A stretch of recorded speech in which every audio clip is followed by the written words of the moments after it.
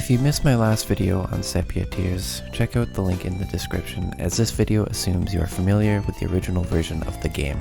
The Reprise Edition DLC of the original Sepia Tears is actually a remaster of the original experience with 3 new added chapters, a remastered soundtrack, hand-drawn backgrounds, and an overall more polished experience, arguably. The question is it worth the extra $8? And unfortunately, I don't believe so.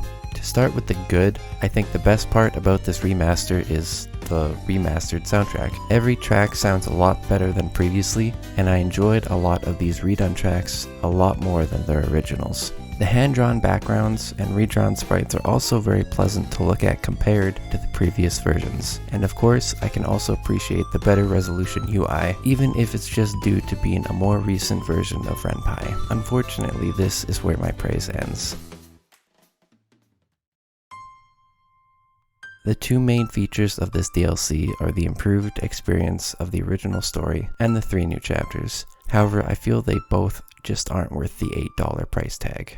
The upgrade to the original experience is not insignificant. The music and hand-drawn backgrounds, along with other added sound and visual effects, add more personality compared to the original version of the game. However, it's hard to recommend it over the old version, which is both free and at least consistent in its presentation. The new hand-drawn backgrounds don't really mesh too well with the old character sprites. Some of these character sprites are also just redrawn or randomly higher quality for some reason, so you'll sometimes notice significant blur between different sprite transitions. This probably wouldn't bother most people, but I find it kind of jarring.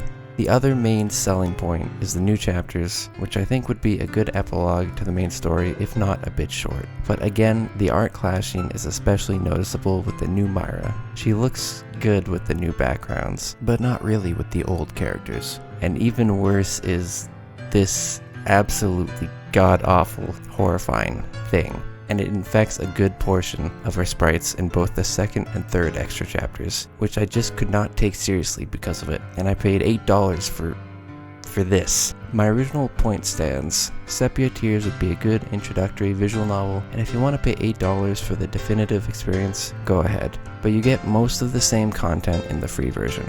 The Reprise Edition is nice, but the new content is buggy, the art clashes, and it's just not worth it if you just want it for the new chapters. Thanks for watching, and I'll see you next time.